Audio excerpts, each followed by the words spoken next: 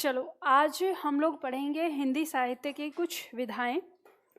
यहाँ से जो हमारी क्लास है 3-4 दिन की रह गई है, ठीक है। और अब हमारा बैच शुरू हो जाएगा। 10 तारीख को नया बैच आपका शुरू होगा वर्णमाला से। तो हिंदी साहित्य में कुछ विधाएं आपकी परीक्षा में आ जाता है प्रश्न, तो इससे संबंधित। तो सबसे पहले शब्द यह हुआ है काव्य। काव्य की परिभाषा क्या होती है, हम बहुत बार पढ़ते हुए आए हैं। जब किसी घटना या मनोभाव को कलात्मक रूप से किसी भाषा के द्वारा अभिव्यक्त किया जाता है तो उसे काव्य कहते हैं। और इस काव्य के संग्रह को क्या कहा जाता है? साहित्य कहा जाता है। और यह जिस भाषा का होता है उस भाषा का क्या कहलाता है? साहित्य कहलाता है। तो हम काव्य के भेद करते हैं कि काव्य कितने प्रकार का होता है, किस तरह का होता है। तो जब हम काव्य के भेद की बात करते हैं तो इसमें हमारा जो काव्य है वो दो प्रकार से, दो आधारों पर हम इसका भेद करते हैं। एक बार स्वरूप के अनुसार और दूसरा शैली के अनुसार, ठीक है। तो स्वरूप मतलब उसकी प्रकृति कैसी है, उस प्रकृति के अनुसार जब हम इसको बांटते हैं तो हम इसे दो भागों में बांटते हैं, श्रव्य काव्य और दृश्य काव्य। तो श्रव्य काव्य का मतलब क्या होता है? वह काव्य, ऐसा काव्य जो पढ़ा जाता है या सुना जाता है। कोई सुना रहा है, पढ़ रहा है एक, और फिर कोई सुन रहा है उसको। तो उस तरह का काव्य हमारा क्या कहलाता है? श्रव्य काव्य कहलाता है। और दृश्य काव्य, दृश्य काव्य वो होता है जो पात्रों के अभिनय के माध्यम से देखा जाता है। जैसे नाटक, आपने थिएटर वगैरह देखे होंगे। तो थिएटर में क्या होता है कि जो पात्र होते हैं वो अभिनय करते हैं और उस माध्यम से हम उस काव्य को देखते हैं, तो वो दृश्य काव्य कहलाता है। वर्तमान समय में जो हमारा दृश्य काव्य है वो बहुत ज़्यादा बढ़ गया है। यानी जो चीज़ें हैं, जैसे भी साहित्य लिखा जाता है तो वो सब का सब हमारा किस में आ रहा है? दृश्य काव्य में। जैसे हम वीडियो वगैरह देखते हैं तो आधुनिक समय में और देखें तो, लेकिन ये ध्यान रखना कि जो हमारा पुराना काव्य है, अगर वही काव्य हमारा दृश्य काव्य में परिवर्तित होता तो हमारे समाज के लिए बहुत अच्छी चीज़ होती। मतलब जितना हमारा अभी तक लिखा गया है श्रव्य काव्य, अगर उसी श्रव्य काव्य को दृश्य काव्य में परिवर्तित करते लोग तो समाज के लिए बहुत अच्छा प्रतिमान स्थापित कर सकते थे। लेकिन यहाँ पर हो उल्टा रहा है कि जितनी अभद्रता और जितनी अश्लीलता, जिन चीज़ों को हमारा श्रव्य काव्य खत्म करने की कोशिश करता है, उन सारी चीज़ों को हम दृश्य काव्य में करके दिखा रहे हैं आजकल। तो वर्तमान समय में दृश्य काव्य आप जानते ही हैं, जैसे फिल्म वगैरह हो गया, जो वेब सीरीज़ बन रही हैं, शॉर्ट वीडियो होती हैं, यूट्यूब जैसे आपका चलन में आ रहा है। तो हमारी आम जनता भी जो है वो इसी की तरफ भागती है। लेकिन अगर आप पुराने लोगों को देखेंगे तो आप ये पाते हैं कि जो पुराने लोग हैं वो आज भी श्रव्य काव्य को ही पसंद करते हैं। श्रव्य काव्य को जब हम देखते हैं, बांटते हैं, तो यह दो प्रकार का होता है, प्रबंध काव्य और मुक्तक काव्य। प्रबंध काव्य क्या होता है? प्रबंध काव्य होता है कि जब किसी नायक या नायिका के पूरे जीवन की कहानी को एक क्रमबद्ध रूप से रखा जाता है तो उसे हम क्या कहते हैं? प्रबंध काव्य कहते हैं। और मुक्तक काव्य होता है कि जब किसी घटना को किसी एक छंद के माध्यम से कह दिया जाता है, कोई एक छोटी सी घटना है और उसको छंद के माध्यम से कह दिया गया, तो वो हमारा क्या कहलाता है? मुक्तक काव्य कहलाता है। जैसे उदाहरण के तौर पे देखेंगे कि जो बिहारी के दोहे आपने देखा होगा। जैसे मान लो आपने दोहा पढ़ा, कहत नटत रीजत खीजत मिलत खिलत लजियात। अब ये जो पंक्ति है, ये दोनों यही दो पंक्ति हैं, ना इनके पहले की कोई कहानी है ना इनके बाद की। मतलब एक घटना दी कि नायक और नायिका और उनका परिवार एक सभा में बैठा हुआ है और नायक और नायिका आपस में बात कर रहे हैं, तो एक छोटी सी घटना को एक छंद में पिरो दिया। तो ये इस तरह के दोहे। अब फिर कोई और बात है, किसी और दृश्य को दिखाना है तो किसी और दृश्य को दे दिया, तो वहाँ ना कोई नायक है विशेष, ना कोई विशेष नायिका है, बस बातों को कहा जा रहा है। तो वैसा काव्य जो होता है वो मुक्तक काव्य होता है। जैसे मीरा के दोहे आ जाएंगे इसमें, या कबीर के दोहे आ जाएंगे, कोई भी घटना उठा के अपनी बात कह दी तो वो मुक्तक काव्य में आ जाता है। इसके बाद प्रबंध काव्य जो है ये दो प्रकार का होता है, महाकाव्य और खंड काव्य। अब आपकी परीक्षा में जो प्रश्न आता है वो इनसे पूछा जाता है, पूछ सकता है कि निम्न में से मुक्तक काव्य कौन सा है, या आपसे पंक्ति देकर कि जिसमें किसी पात्र के जीवन की कहानी होती है या संपूर्ण जीवन की कहानी होती है, या किसी पात्र के जीवन की किसी एक घटना का वर्णन होता है, तो उसे कौन सा काव्य कहते हैं। तो ये चीज़ आपकी परीक्षा में ऐसे प्रश्न आते हैं इससे। तो महाकाव्य हमारा वो होता है कि जिसमें किसी नायक या नायिका के लगभग जीवन की या संपूर्ण जीवन की कहानी होती है, तो उसे हम महाकाव्य कहते हैं। और खंड काव्य होता है कि जिसके अंदर किसी एक घटना का विस्तार पूर्वक वर्णन होता है, यानी उसकी कोई एक घटना होती है, जीवन की किसी एक घटना पर जो वर्णन किया गया है वो खंड काव्य में आता है। फिर इस पूरे काव्य को हम बांटते हैं शैली के आधार पर, यानी शैली कि वो किस तरह का है काव्य। तो इस आधार पर काव्य हमारा 3 प्रकार का होता है: पद काव्य, गद्य काव्य और चंपू काव्य। पद काव्य का मतलब होता है वो काव्य जो छंद में लिखा गया है। जैसे छंद में आपने पढ़ा दोहा था, सोठा, चौपाई, ठीक है, ये सब हमारे क्या है, ये छंद हैं। तो छंद काव्य में जो लिखा गया है, पद मतलब गाया जाने वाला, जिसको गाया जाता है गीत के माध्यम से, तो वो काव्य हमारा क्या है, पद काव्य। और गद्य काव्य ये वो काव्य होता है जिसमें कहानी के जैसे लिखा जाता है। जैसे हम पैराग्राफ लिखते हैं, कहानी लिखते हैं, तो जो काव्य हमारा कहानी के रूप में लिखा गया वो क्या कहलाता है, गद्य काव्य कहलाता है। और चंपू काव्य होता है जिस काव्य में कहानी का कुछ हिस्सा पद काव्य में होता है और कुछ हिस्सा गद्य काव्य में होता है, तो वैसा काव्य चंपू काव्य कहलाता है। तो ये जो हमारा गद्य काव्य और चंपू काव्य है, इन दोनों काव्यों का चलन जो हमारा आया, ये आधुनिक काल में आया। जब हमारे हिंदी साहित्य का आधुनिक काल आता है, वहाँ से ये शुरू हुआ है। तो उससे पहले हमारा पद काव्य था। तो जितनी भी हमारी गद्य की विधाएं आई हैं वो सब की सब आधुनिक काल में आई हैं। तो ये आधुनिक काल क्या है, देखो आप लोगों को बहुत ज़्यादा विस्तार से जाना नहीं है साहित्य में, थोड़ी थोड़ी चीज़ें पढ़नी है, तो हम थोड़ी थोड़ी चीज़ें ही उसमें समझेंगे। तो पहले आज हम करते हैं विधाएं इनकी। जब हम बात करेंगे पद काव्य की, तो पद काव्य की जो विधाएं वो हमने पढ़ी हैं किसके रूप में, छंद के रूप में, ठीक है। वहाँ पे हमने क्या कहा, छंद। अब हम पढ़ेंगे आज की क्लास में गद्य की विधाएं। अब ऐसे समझ लेना कि जैसे पद के लिए आपने छंद कहा, वैसे ही गद्य के लिए हम उसे क्या नाम देते हैं, विधा, ठीक है, नाम देते हैं विधा। अब उसमें आ जाएगा उपन्यास विधा, कहानी विधा, नाटक विधा, एकांकी विधा, जीवनी विधा, आत्मकथा, ये इस तरह से ये सब क्या है, ये विधाएं हैं, इनको नाम दिया है। तो ये सब के सब क्या है, हमें जब हम उपन्यास, कहानी, नाटक, इन सारे शब्दों की बात करेंगे, तो इन सब का मतलब ये हो गया कि ये सारी कहानी ऐसे लिखी हुई है जैसे पैराग्राफ में लिखी जाती है कहानी के रूप में, जैसे आप पढ़ते हो, ठीक है। वाक्यों में हम ये कह सकते हैं कि वाक्यों में पिरोकर लिखी गई कहानी, तो वो हमारी गद्य के अंदर आ जाएगी। तो अब एक एक करके इनको समझ लेते हैं, और परीक्षा में जो पॉइंट हमारे बन सकते हैं वो पॉइंट हम लिख लेते हैं उस तरह से। तो सबसे पहले स्वरूप के अनुसार काव्य के भेद हैं। सबसे पहला काव्य दिया है हमारा श्रव काव्य। तो श्रव काव्य के आगे लिखिए, पंक्ति में लिखिए, जिस काव्य का आनंद, जिस काव्य का आनंद किसी दूसरे से सुनकर, जिस काव्य का आनंद किसी दूसरे से सुनकर या स्वयं पढ़कर लिया जाता है, जिस काव्य का आनंद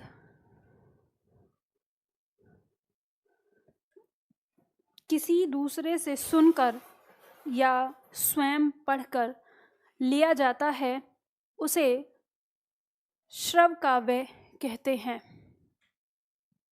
उसे श्रव काव्य कहते हैं, उसे श्रव काव्य कहते हैं। अब देखो जितने भी हमारे काव्य हैं, जैसे महाभारत, रामायण, पृथ्वीराज रासो, जितनी भी रचनाएं अभी तक कवियों ने की हैं, वो सब की सब हमारे किस में है, श्रव काव्य में है, ठीक है। श्रव काव्य 2 प्रकार का होता है, प्रबंध काव्य और मुक्तक काव्य। तो सबसे पहले प्रबंध काव्य में लिखिए, लिखिए जिस काव्य में कोई जिस काव्य में कोई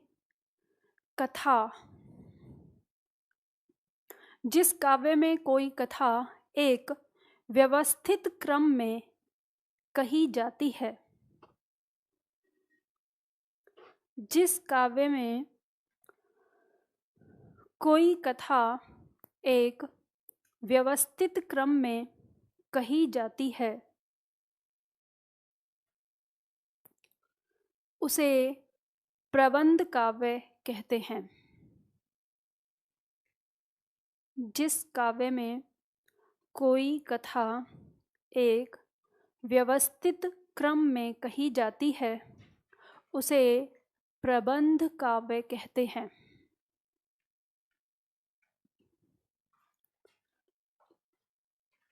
अब प्रबंध काव्य भी हमारा दो प्रकार का है, महाकाव्य और खंड काव्य। तो सबसे पहले महाकाव्य में लिखेंगे। महाकाव्य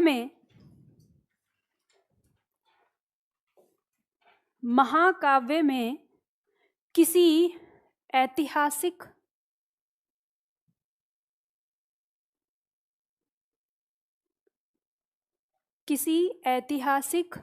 अथवा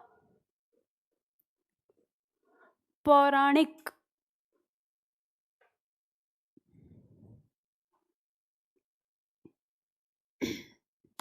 महाकाव्य में किसी ऐतिहासिक अथवा पौराणिक महापुरुष के संपूर्ण जीवन की कथा का वर्णन किया जाता है।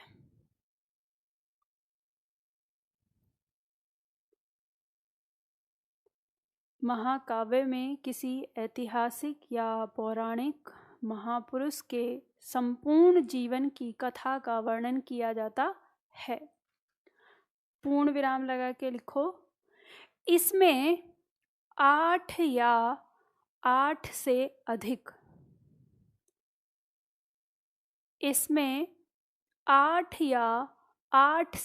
अधिक सर्ग होते हैं। सर्ग ब्रैकेट में चाहो तो भाग लिख लेना, ठीक है। इसमें 8 या 8 से अधिक सर्ग होते हैं। पूर्ण विराम लगा के लिखिए। इसमें किसी एक रस की प्रमुखता होती है।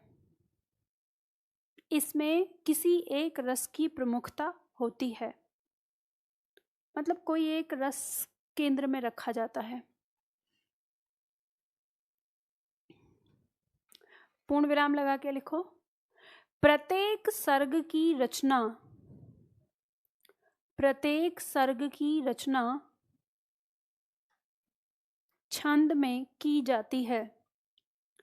प्रत्येक सर्ग की रचना छंद में की जाती है। इसमें पूर्ण विराम लगा के, इसमें प्रमुख कथा के साथ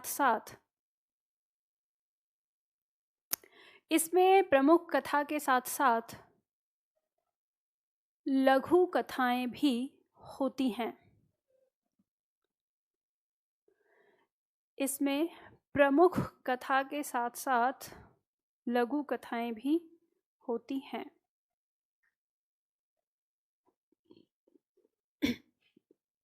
देखो, यहाँ पे सबसे पहला पॉइंट है सर्ग। सर्ग क्या होता है? सर्ग का मतलब है भाग, ठीक है।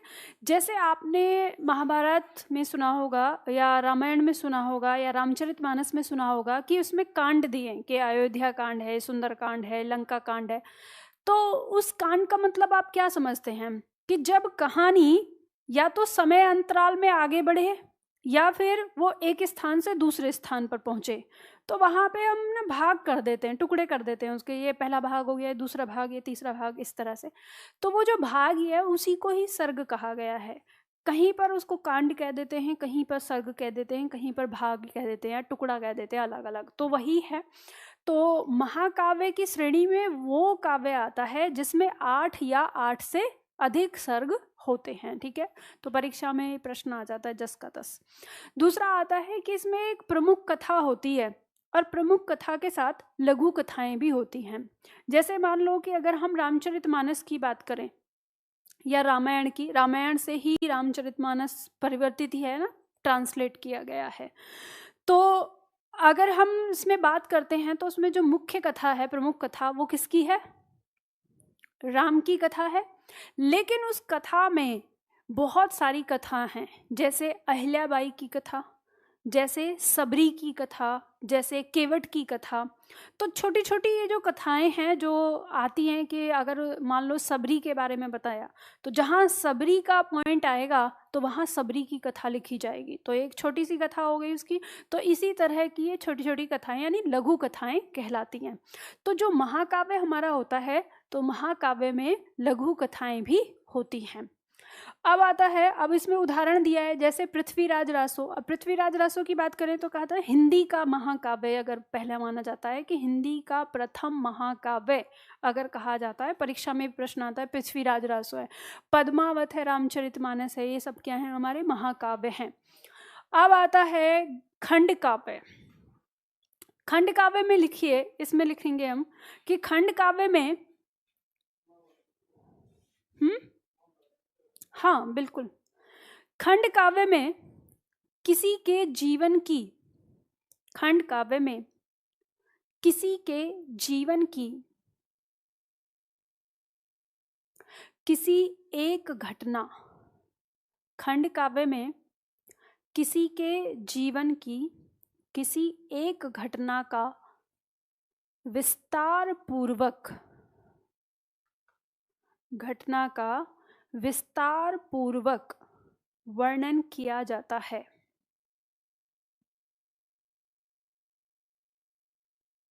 विस्तार पूर्वक वर्णन किया जाता है।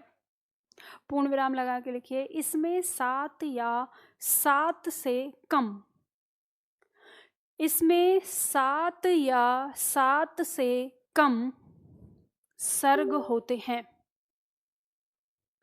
इसमें 7 या 7 से कम सर्ग होते हैं। पूर्ण विराम लगा के लिखिए, खंड काव्य में केवल एक ही कथा, खंड काव्य में केवल एक ही कथा प्रमुख होती है। खंड काव्य में केवल एक ही कथा प्रमुख होती है। इसमें लघु कथाओं को स्थान नहीं दिया जाता। इसमें लघु कथाओं को स्थान नहीं दिया जाता।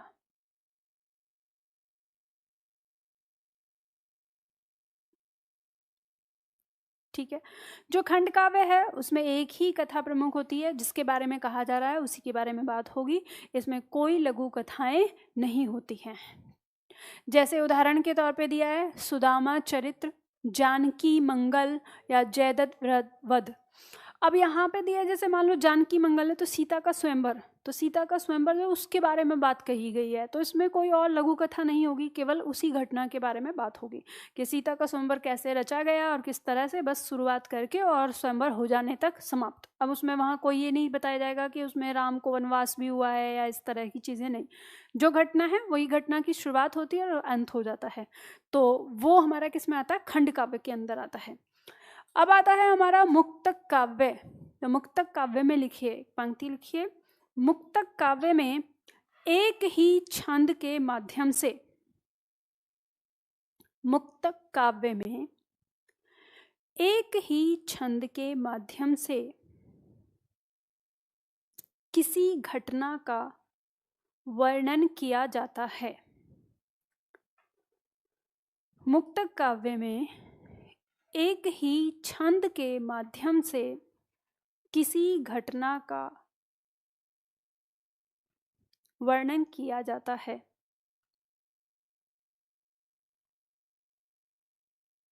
इसमें कोई व्यवस्थित कथा नहीं होती। इसमें कोई व्यवस्थित कथा नहीं होती। इसमें कोई व्यवस्थित कथा नहीं होती। प्रत्येक छंद में अलग अलग घटनाएं होती हैं। प्रत्येक छंद में अलग अलग घटनाएं होती हैं।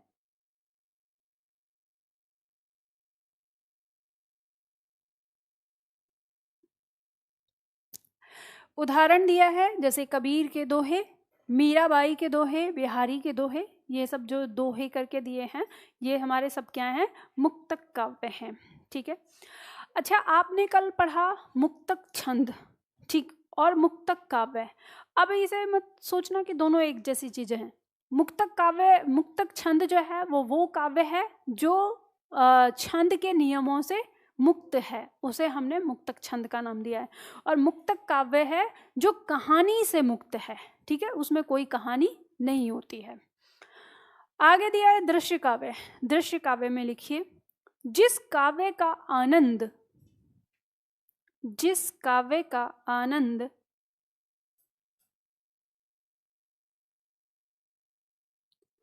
पात्रों के अभिनय, जिस काव्य का आनंद पात्रों के अभिनय, अब ब्रैकेट में लिखिए एक्टिंग। कैसे लिखोगे, देवनागरी में लिखना, एक्टिंग। ठीक है।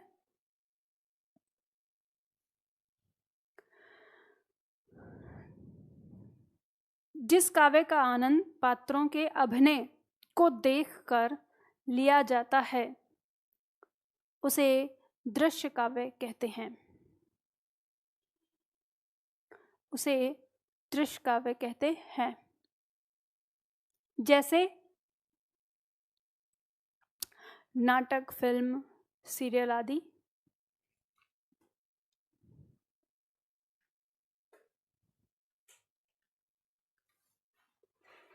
जो नाटक होते हैं थिएटर वगैरह में, आप में किसी ने देखा है थिएटर वगैरह में नाटक कभी? रामलीला देखिए, रामलीला जो होती है ना वो दृश्य काव्य है।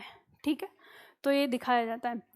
अच्छा, अगर आप देखें तो हमारे इतने काव्यों में जैसे रामचरितमानस है या रामायण है, इसको इतना महाकाव्य दिया गया है, तो आप देखेंगे कि अपने आप में महाकाव्य है। अगर कभी आप रामायण के बारे में सुने, ये कथा आपको पूरी पता है शुरू से लेके आखिर तक, और कभी जब आप कथा सुनने बैठ जाएं ये, तो आप वहाँ से उठ नहीं सकते, मतलब उतनी बार आनंद आता है। तो काव्य में, काव्य का मतलब ये होता है कि जब आप किसी चीज़ को पढ़ रहे हो तो वो आप जितनी बार सुने, जितनी बार देखें, चाहे आप उसे सुने, चाहे दृश्य काव्य में देखें या कैसे भी, तो हर बार आपको उतना ही नयापन लगता है। तो ये अपनी विशेष, खास करके रामायण के साथ, रामचरितमानस के साथ ये बहुत अच्छी चीज़ है। अब देखो यहाँ पे अगला आता है हमारा, शैली के अनुसार काव्य के 3 भेद हैं, जिसमें पद काव्य दिया है। तो पद काव्य में लिखिए सबसे पहले, इस काव्य में किसी कथा का वर्णन, इस काव्य में किसी कथा का वर्णन काव्य के गाए जाने वाले, कथा का वर्णन काव्य के गाए जाने वाले, कथा का वर्णन काव्य के गाए जाने वाले पदों में, गाए जाने वाले पदों में, ब्रैकेट में लिखो, दोहा, सोरठा, चौपाई, दोहा, सोरठा, चौपाई आदि छंद के रूप में, आदि छंद के रूप में,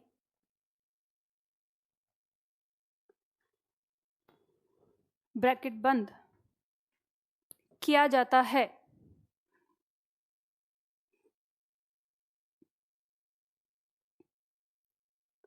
किया जाता है, ठीक है। जैसे हमने रामचरितमानस में आपने दोहे चौपाई पढ़ी हैं उनकी, तो उस तरह से, ठीक है। रामचरितमानस हो गया, भ्रमर गीत हो गया, इस तरह के हमारे पद काव्य के अंदर आ जाएंगे। गद्य काव्य में लिखिए, गद्य काव्य में लिखो, जिस काव्य में किसी घटना का वर्णन,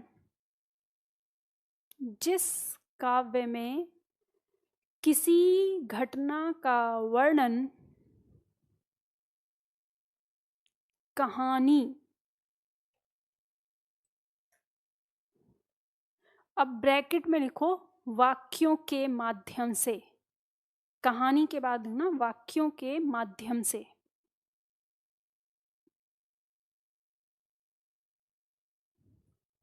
ब्रैकेट बंद,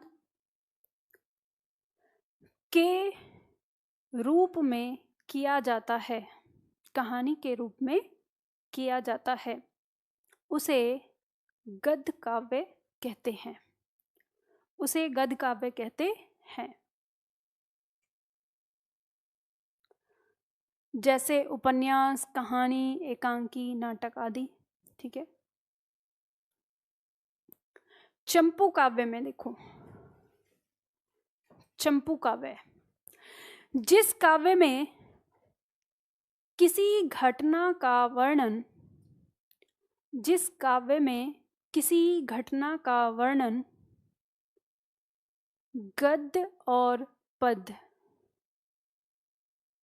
जिस काव्य में किसी घटना का वर्णन गद्य और पद दोनों विधाओं में किया जाता है, गद्य और पद दोनों विधाओं में किया जाता है, उसे चंपू काव्य कहते हैं, उसे चंपू काव्य कहते हैं।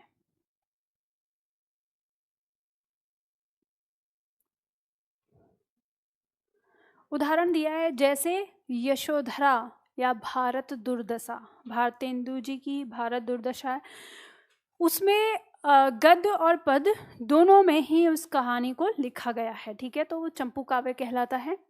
तो ये आपको समझ में आ गया। अच्छा मुझे ये बताइए, आप में से कितने छात्र हैं बचपन से जिन्होंने कोई उपन्यास, कोई कहानी, कोई एकांकी कुछ पढ़ा है?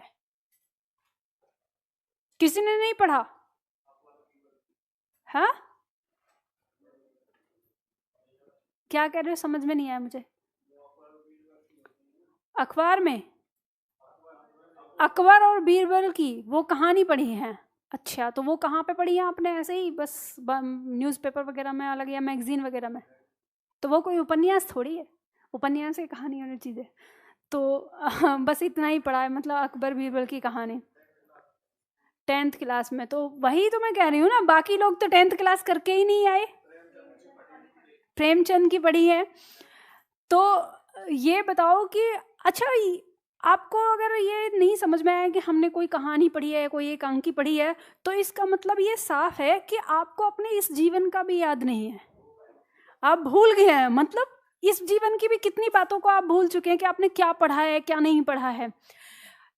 आपकी अगर मैं बात करूं तो कक्षा 1st से लेकर कक्षा 12th तक आपको हिंदी के नाम पर साहित्य ही तो पढ़ाया जाता है, वहाँ आपको व्याकरण थोड़ी ना पढ़ाया जाता है।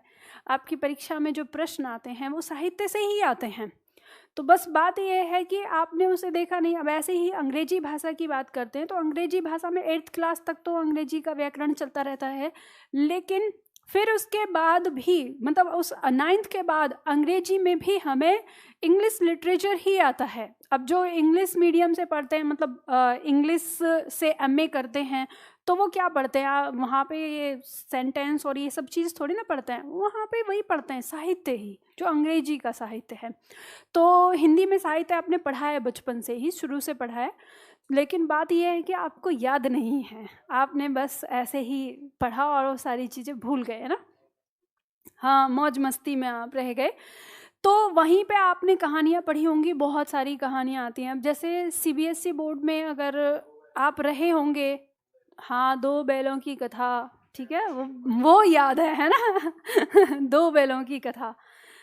तो अच्छा ये बताओ, याद है दो बैलों की कथा क्या कहती है? पहले हिंदी में बात करो, ठीक है?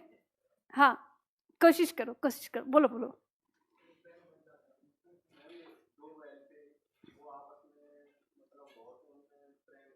हम्म। हाँ, क्या आगे? एक बैल। हम्म। अच्छा, बेच देता है।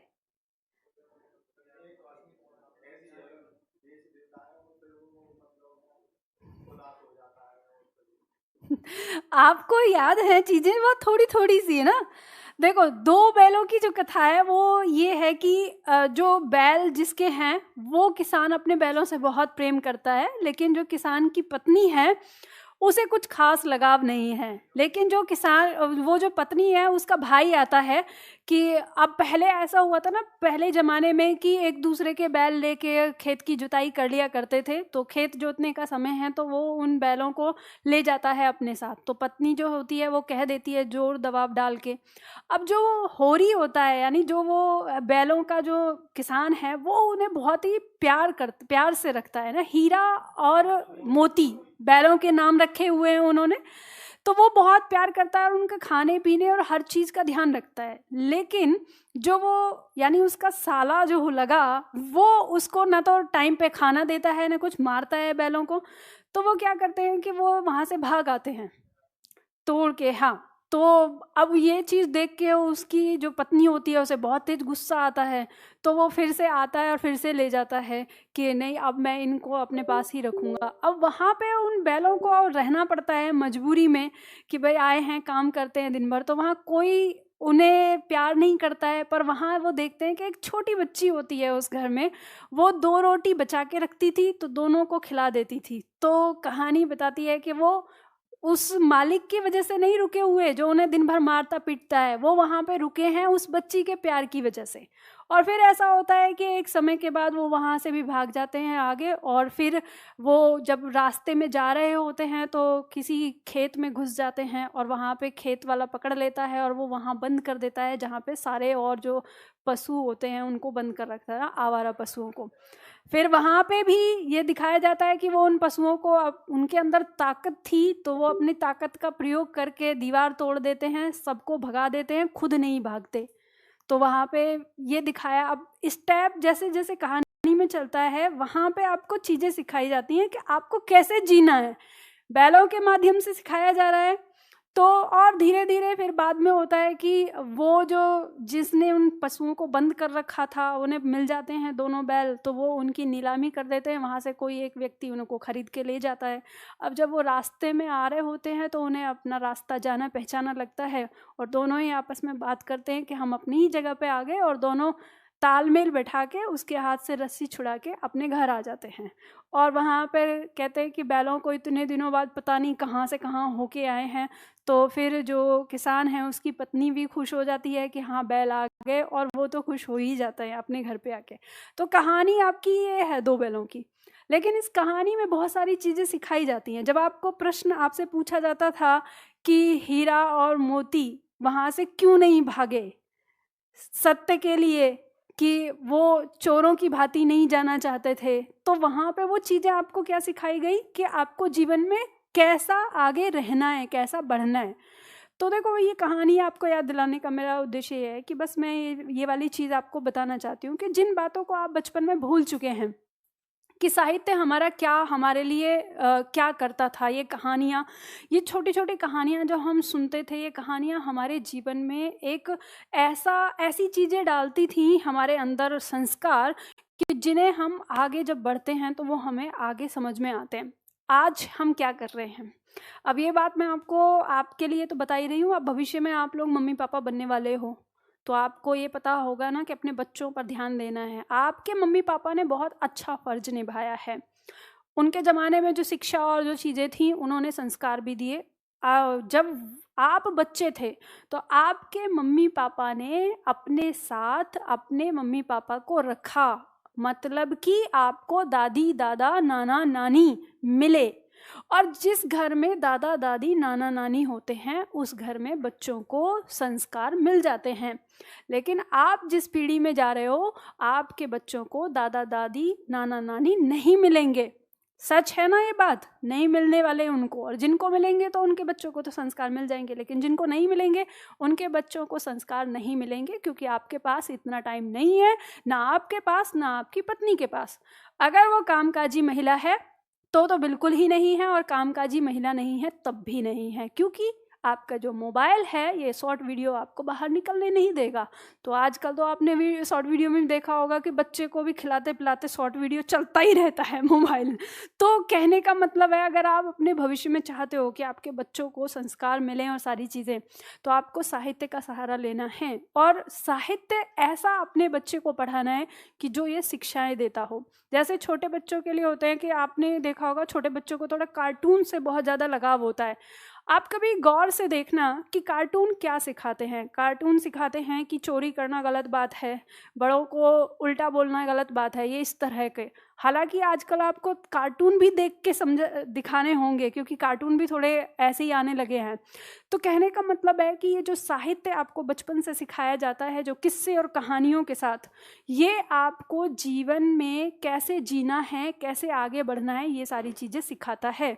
तो इसी चीज़ों को सिखाते हुए इन चीज़ों को अगर आपको सीखना है और फ्रस्ट्रेशन से अगर आपको अपने आप को बचाना है, तो आपको साहित्य पढ़ना चाहिए। ऐसा नहीं है कि अब आपको ये लगता हो कि अच्छा हम तो अब बड़े हो गए, हमें तो ज़रूरत नहीं है साहित्य पढ़ने की। ऐसा नहीं, आपके स्तर का भी साहित्य होता है, तो वो सारी चीज़ें भी आपको मिल जाएंगी। तो देखो, अब हम जैसे गद्य काव्य की बात कर रहे हैं आगे, तो ये तो हमने शैली के अनुसार देख लिया, तो हमें ये चीज़ मिली है। पद काव्य को तो हमने छंद के रूप में पढ़ लिया था, समझ लिया था कि ऐसे ऐसे छंद होता है, याद है। अब हम बात करेंगे गद्य काव्य। गद्य काव्य में आता है विधा।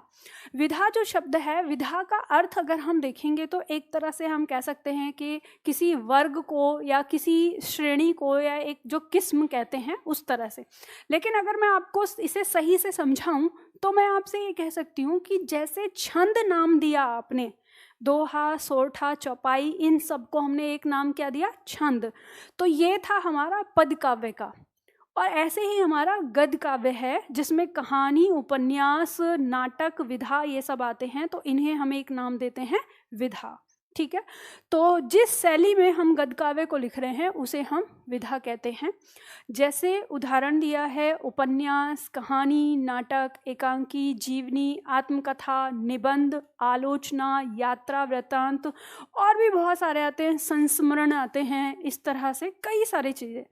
तो अब जो हमसे पूछा जा सकता है उनको हम एक एक करके समझ लेते हैं इसमें, कि कहानी क्या होती है, उपन्यास क्या होता है। यहाँ से हमारी परीक्षा में प्रश्न आ जाते हैं, तो अभी लिखना नहीं है आपको, ये लिख कर दे दिया गया है, तो आप इसको समझना बस। सबसे पहले हम उपन्यास की बात करेंगे। तो मैंने आपसे जो प्रश्न पूछा था, ये पूछा था कि क्या आप अंतर कर पाते हो उपन्यास और कहानी में। आपने जो बचपन में पढ़ा ना स्कूल स्तर पर, वहाँ पे आपको उपन्यास नहीं पढ़ाया गया, वहाँ आपको क्या पढ़ाई गई? कहानी। उपन्यास होता है 12th के बाद। 12th के बाद वाली जो चीज़ें होती हैं वहाँ पे उपन्यास आते हैं। जैसे मान लो कि अगर आपने नेट वगैरह की तैयारी करी हो, या फिर आप यूपीएससी की तैयारी करते हैं, पीसीएस की तैयारी करते हैं, और उसमें आप साहित्य लेते हैं अपना, तो वहाँ पर आपका उपन्यास आता है। जैसे हम गोदान की बात करेंगे तो गोदान क्या है? एक उपन्यास है। ठीक है। अब उसी तरह से कहानी, तो ये दोनों में अंतर क्या है कि क्या तो कहानी है और क्या उपन्यास। तो यहाँ पे दिया हुआ है कि उपन्यास हिंदी साहित्य की गद्य विधा है। ठीक है। तो गद्य विधा है यानी कहानी के रूप में रहेगा। इस विधा में किसी चरित्र के संपूर्ण अथवा अधिकांश जीवन की कथा होती है। ठीक है। ऐसा होता है कि उपन्यास के अंदर कोई भी पात्र है जो एक मुख्य पात्र होगा, उसकी लगभग पूरे जीवन की कहानी या जीवन के एक हिस्से की लगभग ज़्यादा से कहते हैं ना, आधे से ज़्यादा की कहानी उसकी होती है और व्यवस्थित ढंग से रखी जाती है। ठीक है। इसमें मुख्य कथा के साथ साथ लघु कथाएं भी होती हैं। ठीक है। यहाँ जो ये लिखा हुआ है इसका मतलब है स्थान, इसे सही कर लेना। ठीक है। तो यानी यहाँ पे होता है लघु कथाएं इसके साथ होती हैं। तो अभी आपको कुछ याद आया? हमने थोड़ी देर पहले पढ़ा कि मुख्य कथा के साथ लघु कथा भी होती है, तो वो किस में पढ़ा था? महाकाव्य में। तो आप ये कह सकते हो कि पद काव्य जो है हमारा, उसमें जो महाकाव्य होता है, वैसा ही गद्य काव्य में जो महाकाव्य होता है उसे हम क्या कहते हैं? उपन्यास कहते हैं। ठीक है, तो इसमें लघु कथाएं भी होती हैं मुख्य कथा के साथ, और इसे कहानी की बड़ी इकाई कहा जाता है। प्रश्न आ सकता है कि कहानी की बड़ी इकाई किसे कहा जाएगा? तो उपन्यास को कहा जाएगा। अब हम बात करेंगे कहानी की। तो जैसे आपने महाकाव्य और खंड काव्य देखा, तो वैसे ही उपन्यास और कहानी है। कहानी क्या होती है कि हिंदी साहित्य की ये गद्य विधा है, और इसमें किसी चरित्र के जीवन की किसी एक घटना का वर्णन किया जाता है। मतलब किसी एक घटना का वर्णन होता है इसके अंदर, संपूर्ण जीवन की कहानी नहीं होती। कोई एक घटना है, उसका विस्तार पूर्वक वर्णन किया जाता है, और इसमें केवल एक ही मुख्य कथा होती है, जो जिस बात को कहा जा रहा है वही घटना होती है, और इसे हम उपन्यास की छोटी इकाई भी कह सकते हैं। तो प्रश्न इस तरह से आ सकता है कि उपन्यास की छोटी इकाई क्या है। ठीक है, चलो आगे आता है नाटक और एकांकी। अब ये नाटक और एकांकी क्या होता है? तो आपने कोई नाटक भी पढ़ा होगा, नाटक नहीं पढ़ा होगा स्कूल स्तर पर तो एकांकी पढ़ा होगा। एकांकी आपने देखा कि अंधेर नगरी, चौपट राजा, टकेसेर भाजी, टकेसेर खाजा, वो आता है ना, अंधेर नगरी। ठीक है, वो एक एकांकी है। एकांकी और नाटक और या उपन्यास, इनमें अंतर क्या है ये हम देखेंगे। तो देखो, जो ये नाटक होता है, ये क्या होता है कि इसमें ना ये कहानी है, किसी व्यक्ति के जीवन की कहानी है, लेकिन कहानी है कैसे? संवाद के रूप में। ठीक है, संवाद के रूप में कहानी है। संवाद के रूप का मतलब क्या है?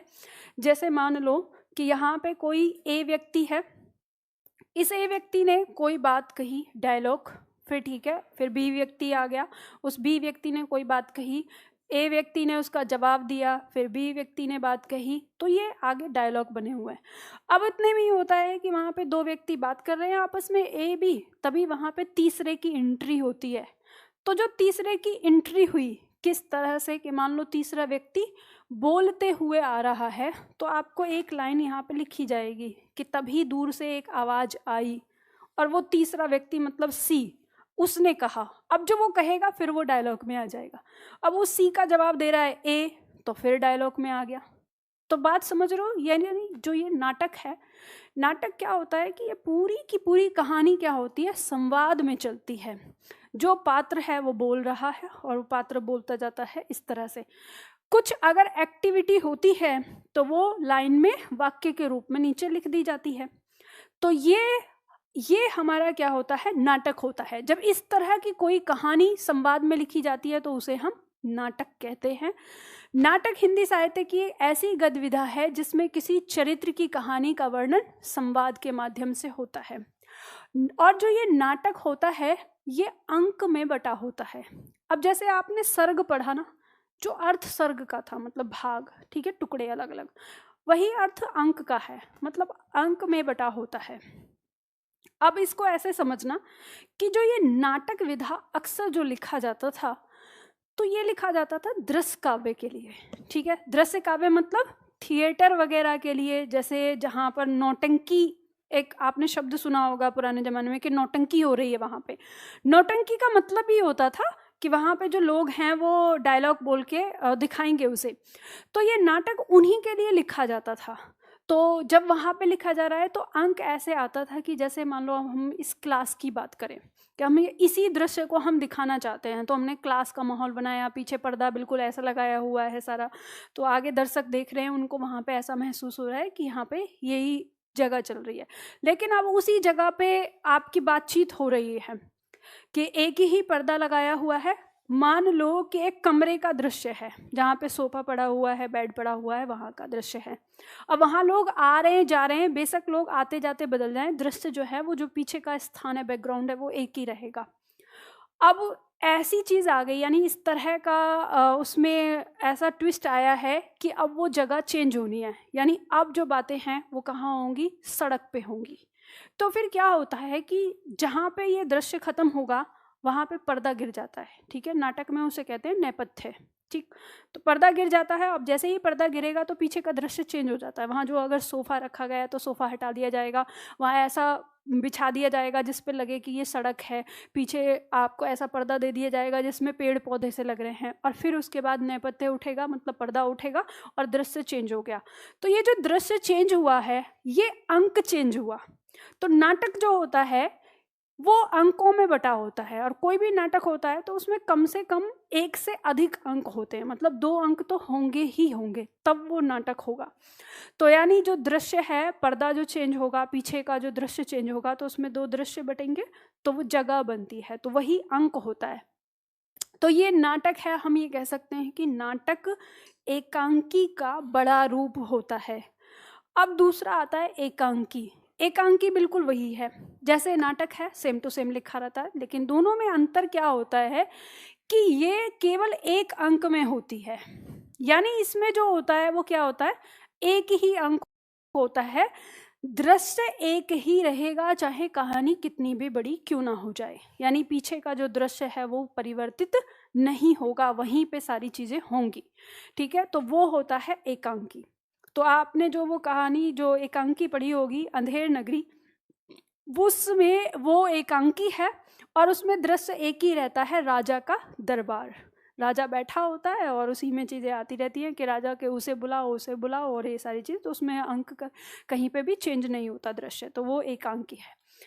अब इसके बाद आती है हमारी विधा जीवनी और आत्मकथा। दोनों में क्या अंतर होता है, दोनों का अंतर देखते हैं। दोनों एक जैसे ही होते हैं एक तरह से, मतलब एक जैसे क्या, इनमें क्या अंतर है पहले समझते हैं। जीवनी होती है किसी के जीवन की कथा, और आत्मकथा भी होती है किसी के जीवन की कथा, लेकिन दोनों में अंतर क्या होता है। जो जीवनी होती है ये किसी लेखक के द्वारा, यानी इसमें कोई लेखक किसी दूसरे व्यक्ति के जीवन की कथा का वर्णन करता है। मतलब एक लेखक है, ये लेखक है, और ये लेखक ये कोई एक व्यक्ति है पर्टिकुलर, इस व्यक्ति के जीवन को देखता है, पूरे स्टडी करता है कि किस तरह से कहाँ जन्म हुआ और किस तरह से इसने क्या क्या किया, और उसके ऊपर उसने कहानी बना के लिख दी, तो वो क्या कहलाता है, जीवनी। लेकिन जो ये आत्मकथा है ये वो होती है कि जो लिख रहा है वो अपने ही जीवन की कहानी लिख रहा है। तो जो स्वयं यानी जो लेखक है वो अपने ही जीवन की कथा का जब वर्णन करता है तो उसको क्या कहा जाता है, आत्मकथा कहा जाता है। वर्तमान समय में आत्मकथा भी अलग तरीके से चल रही है। जैसे आपने सुनी होगी कि संजय दत्त ने अपनी आत्मकथा लिखी, आपने इसके बारे में सुना होगा, ये थोड़ा सा चलन चला है आज तक। तो अब संजय दत्त तो लेखक नहीं है, तो वो कैसे लिखेंगे, और लिखना भी एक कला होता है। तो उन्होंने वहाँ पर लेखक को लिया है, लेकिन जो कहानी है यानी जो शब्द है वो किसने सुनाए, संजय ने, ठीक है।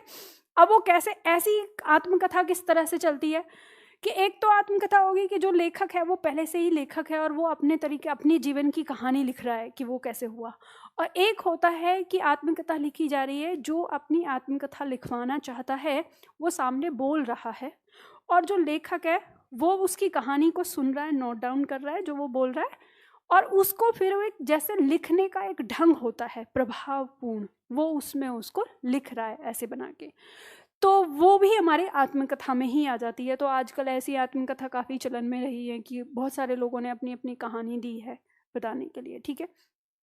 अगला आता है निबंध। निबंध हमारा क्या होता है हम इसको देखेंगे समझेंगे। निबंध हिंदी साहित्य की ऐसी विधा है जिसमें लेखक किसी विषय पर बिना किसी पात्र के माध्यम से सीधे सीधे अपने विचार प्रस्तुत करता है। इसका मतलब क्या होता है, देखो अभी तक जो आप निबंध लिखते आए हैं तो आपने बहुत स्तर के निबंध देखे हैं अलग अलग। जैसे जब आप छोटे होते हैं तो जब आप छोटे हुआ करते थे तो गाय पे निबंध लिखने को आता था, मित्र पे आता था, पिता पे आता था। तो आप कैसे लिखते थे, 2, 4, 5 लाइन लिखनी होती थी। गाय के एक लंबा मुंह होता है, गाय के 2 सींग होते हैं, गाय के 2 कान होते हैं, है ना। तो वो आपकी कहते हैं प्रारंभिक अवस्था, निबंध तो आप उसको भी कह रहे हैं।